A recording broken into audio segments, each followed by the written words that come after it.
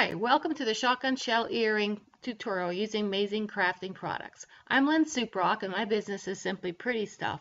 There'll be a URL at the end of the tutorial. Today we're going to make these wonderful earrings. You're going to need these amazing crafting products. And you'll also need some of these, some 12-gauge shotgun shells. And if you don't have them, I'll have a link at the end of the tutorial. You want to make sure that they're spent or empty, so the inside plastic portion should be empty and there should be divots on the bottom base.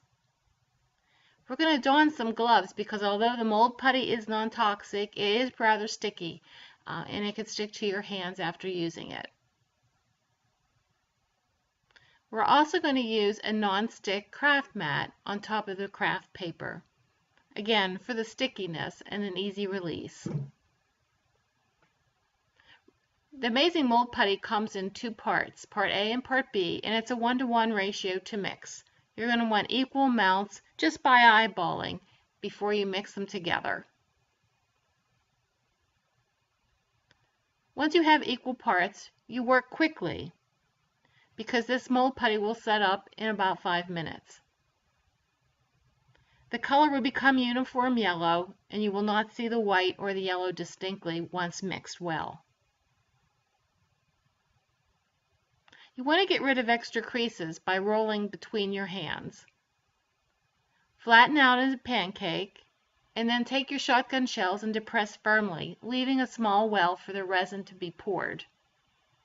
Once you have them firmly set into the mold putty, leave them sit 5 or 6 minutes or up to 10 minutes. Meanwhile, you're going to want to add some black colorant to part A of the fast cast resin. The more drops you add, the darker it is. It's 2 to 20 drops in 30 cc's.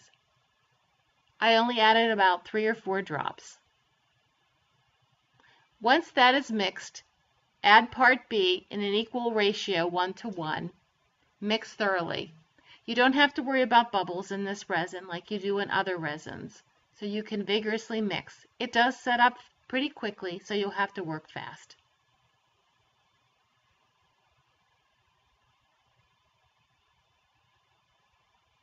Once thoroughly mixed, you'll be able to demold your project and pour into the wells.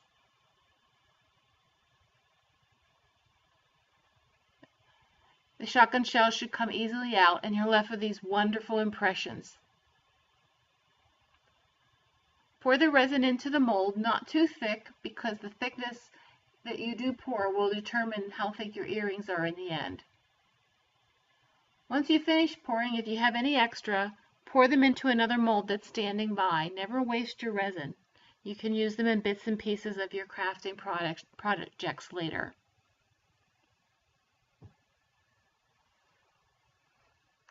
In several minutes, they'll demold pretty easily and pop right out. If they're a little sticky, leave them in a little longer. Look how wonderful those impressions are. It did such a good job, it even picked up the imperfections of the bottom of the shotgun shell. Very realistic.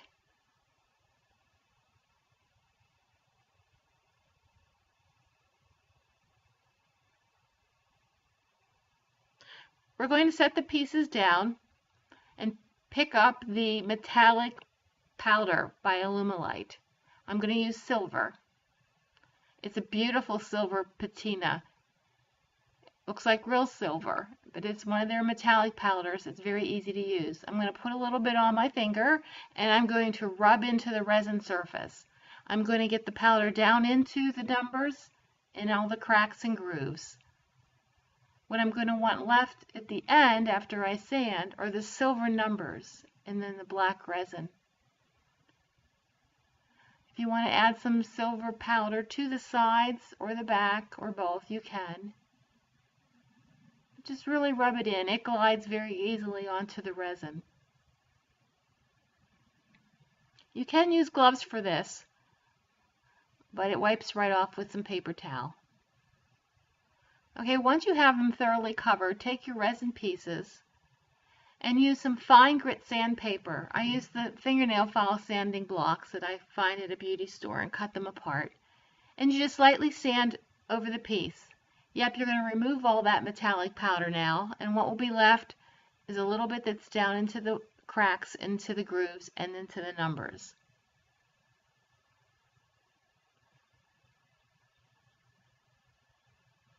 It might be a little easier if you want to hold your piece while you sand, or you can do it on a firm surface. Look how that lays in there, if you can see that.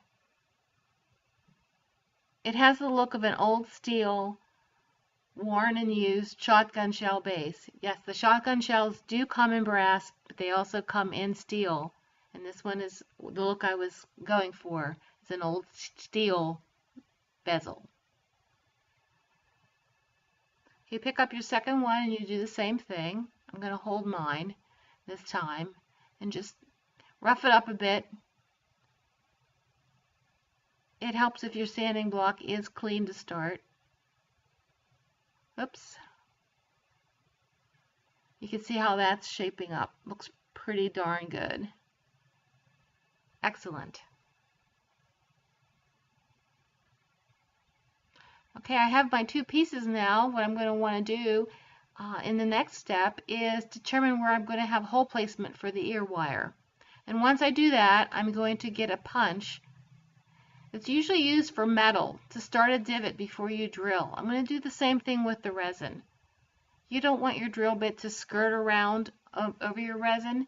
You'll notice there's a little bit of a misshape when you press really hard into the plastic, but that'll rebound. You can see that already. It won't leave a permanent deformation. Alright, once I have those, I use my Dremel with a 1/16 inch bit and a block of wood so that I can drill straight down into. I'm going to make sure I wear goggles, so get your goggles.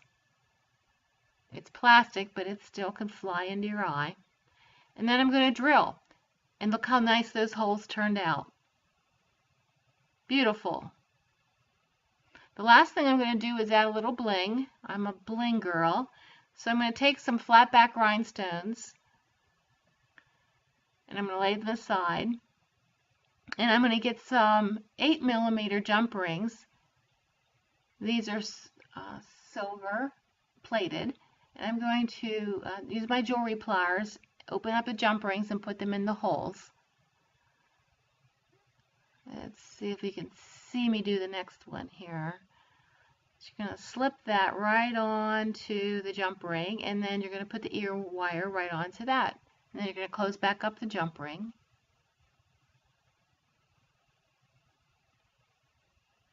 Easy peasy. Alright, back to these rhinestones. You can leave it without rhinestones if you don't want them, or you can add a little bit of E6000 onto your flat back surface, just a little, and place them onto the center of your shotgun shell bezel. They fit perfectly in there. It's just amazing. They're a larger size. I don't have a millimeter size, but you can use smaller ones. I did on a few pairs before, or you can use larger ones. So there you have it. Hope you enjoyed this workshop. Thanks very much. Here are the URLs I promised.